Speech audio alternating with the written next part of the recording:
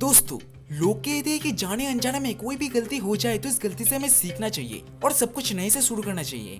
पर दोस्तों, दुनिया में ऐसी बहुत सारी गलतियां हुई है कि उस गलती से सीखने की कोई गुंजाइश ही नहीं बचती और उसी गलती को सुधारने के लिए लोगों की पूरी जिंदगी तक लग जाती है। क्योंकि दोस्तों, ये सभी गलती कुछ लाखों की नहीं बल्कि अरबों खरबों रुपए की होती है। तो दोस्तों, फैक्ट्स हिंदी के आज के एपिसोड में हम आपको दिखाने जा रही है दुनिया की सबसे बड़ी गलतियां, जिसे देख के और सुन के आप भी पछताने लगोगे। तो इस एपिसोड को पूरा जरूर देखना। दोस्तों, आप सभी को पता है कि चीन एक ऐसा देश है जहाँ पे ऊंची ऊंची इमारत बनाने की कंपटीशन हमेशा चलती रहती है। अपने पूरी जिंदगी में कमाया हुआ पैसा और लोन लेकर अपने सपनों का घर बनाना शुरू कर देते हैं। और ऐसा ही एक इंसान अपने पूरी जिंदगी में कमाया हुआ पैसा और धन दौलत लेके ये बिल्डिंग को बनाया था। पर दोस्तों, बदकिस्मती से ये बिल्डिंग कुछ दिनों बाद ही जमीन पर गिर गया। और इतनी बड़ी इमारत गिरने का वजह था सिर्फ एक छोटी सी गलती। और वो छोटी सी गलती थी कि इस बिल्डिंग को जिस इलाके में बनाया गया था और उसी इलाके के पास से एक नदी भी गुजरता था। और जाहिर सी बात है कि उस नदी के आजू बाजू की जमीन भी गीली होगी, तो उसी के चलते बिल्डिंग गिर गया और बिल्डिंग के मालिक को करीब 300 करोड़ रुपए का नुकसान हुआ, जो कि सच में चौंकाने वाली घटना है।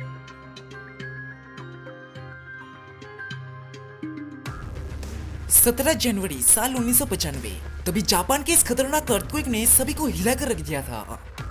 जब सुबह के 5:45 बजे थे, तभी जापान के पॉली शहर में 6.5 मैग्नीट्यूड रिक्टर स्केल के हिसाब से भयानक भूकंप हुआ था, जो कि सब कुछ तहस नहस कर दिया था। और इस अर्थक्वेक का समय था करीब 20 सेकेंड। यहाँ तक कि उस समय की सबसे मजबूत जापान के पॉपुलर हैंसिंग एक्सप्रेस को भी जमीन पर गिरा दिया था। फिर दोस्तों, इस हाईवे को जब दोबारा बनाया गया, तभी गवर्नमेंट को टोटल कॉस्ट लगा $4.6 बिलियन। सिर्फ यहाँ तक ही नहीं, जब इस पूरे शहर को फिर से बनाया गया और सब कुछ पहले की तरह नॉर्मल करा गया, तभी 12 लाख लोगों को 3 महीने का समय लगा। और सरकारी आंकड़ों के हिसाब से इस खतरनाक भूकंप के चलते 4,636 लोगों की मौत हो गई।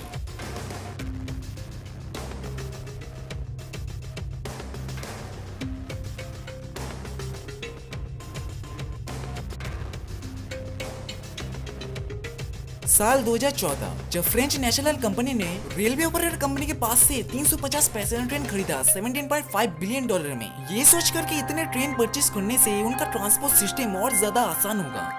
दोस्तों, इतना तो सब कुछ ठीक है, पर इतने बड़े प्रोजेक्ट में फ्रेंच नेशनल कंपनी ने एक बड़ी बेवकूफी भी करी कि अपने ट्रांसपोर्ट करने के लिए जो सभी ट्रेन परचेस करे थे, उसके मुकाबले उनका जो प्लेटफॉर्म था वो बहुत छोटा था और ट्रेन का साइज था 20 सेंटीमीटर चौड़ा। और इसकी वजह से ट्रेन उन सभी प्लेटफॉर्म में सही से फिट नहीं हो रहे थे। और इसी गलती के चलते फ्रेंच नेशनल कंपनी को और एक्स्ट्रा $7 मिलियन खर्चा करना पड़ा था, क्योंकि उन सभी प्लेटफॉर्म को फिर से तोड़कर फिर से बनाना पड़ेगा, फिर से रिन्यू करना पड़ेगा। दोस्तों, ये खर्चा था बहुत बड़ा, जो ये कंपनी के छोटे से गलती की वजह से हुआ था। अगर ये कंपनी पहले से ट्रेन का साइज और प्लेटफॉर्म का साइज नाप लेती तो ये गलती होने का कोई गुंजाइश ही नहीं होता।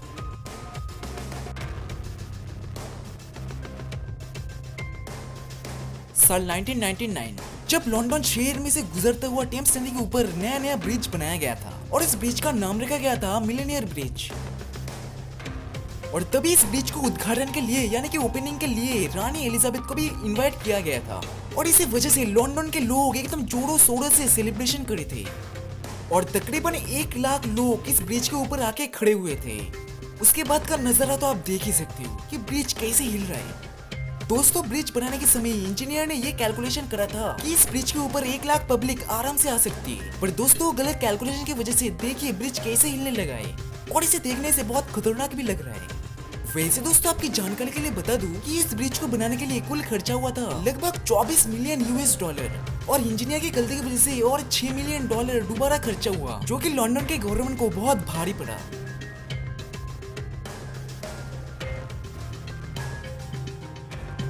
दोस्तों, वॉकी टॉकी नाम की इस बिल्डिंग को जब लंदन में पहली बार बनाया गया, तभी लंदन के सारे लोग इस बिल्डिंग के बारे में बड़ी तारीफ कर रहे थे और बहुत शाबाशी भी दे रहे थे, क्योंकि दोस्तों पूरे लंदन शहर में ऐसा खूबसूरत बिल्डिंग बहुत कम ही मौजूद है। पर दोस्तों, कुछ ही समय के अंदर इसी बिल्डिंग के खूबसूरती ने लंदन के लोगों के हाल एकदम बेहाल कर दिया था। और इस हाल बेहाल होने का कारण था कि बिल्डिंग के दक्षिण इलाके के करीब 30 किलोमीटर दूरी तक भयानक गर्मी फैल रहा था। और इसका कारण था कि बिल्डिंग के ऊपर लगा हुआ जो कांच था वो गलत लगा दिया था और इसी की वजह से सूरज की गर्मी बिल्डिंग के कांच पर टच होकर आसपास के सभी इलाकों को भी बहुत गर्म कर देता था, जो कि लंदन के लोगों को बहुत परेशानी में डाल दिया था।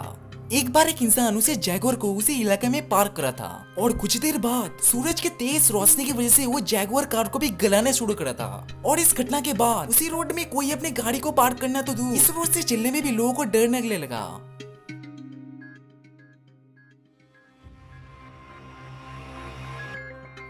और इसी परेशानी के चलते बिल्डिंग के मालिक ने बिल्डिंग के ऊपर ऐसा सनराइजर लगा दिया था। उसके बाद से गर्मी कुछ % तक कम हुई थी, लेकिन पूरी तरह से कम होना लगभग इम्पॉसिबल था। लेकिन दोस्तों सबसे हैरान कर देने वाली बात ये है कि इस बिल्डिंग को बनाने के लिए टोटल खर्चा हुआ था $207 मिलियन। और इतने बड़े प्रोजेक्ट में इतनी बड़ी गलती कैसे हुआ, यही बात सभी को चौंका देता है। साल 2007 जब बाल्टिकस नाम के इस वैसल को पहली बार बनाया गया था और एक देश से दूसरे देश कार ट्रांसफर करने के लिए ये वैसल को बनाया गया था। अगर अनलकीली ये वैसल पानी में डूब नहीं गया होता तो आज भी ये वैसल हजार कारों को लेकर कार ट्रांसपोर्ट करता। ये घटना हुआ था साल 2012 में, जब 1 दिसंबर को ये वैसल 1417 गाड़ियों लेकर जा रहा था। तभी बीच रास्ते में गाचुपकल नाम के इस जगह से कुछ मीटर दूर एक कंटेनर था और उसी कंटेनर पे जाके ये वैसल टकराया था। तब दिन था 5 दिसंबर, सुबह के 7:15 में ये जाकर टकराया कंटेनर के साथ। और कुछ ही समय के बाद ये वैसल धीमे धीमे डूबने लगा। फिर कुछ देर बाद जब 8 बजे थे तभी वैसल के अंदर मौजूद पैसेंजर को हेलीकॉप्टर से रेस्क्यू टीम आकर बचाती है, पर वैसल को रेस्क्यू करना लगभग इम्पॉसिबल था। और कुछ ही समय के अंदर 1417 गाड़ियों को लेकर वो वैसल पूरा डूब गया। लेकिन साल 2015 में इस डूबे हुए वैसल को पानी के अंदर से फिर से निकाला गया, लेकिन तब तक बहुत देर हो चुकी थी। वैसल का मलबा और गाड़ियों का मलबा का अलावा और कुछ नहीं था, सब कुछ खत्म। देखिए गाड़ियों का क्या हाल हो चुका है।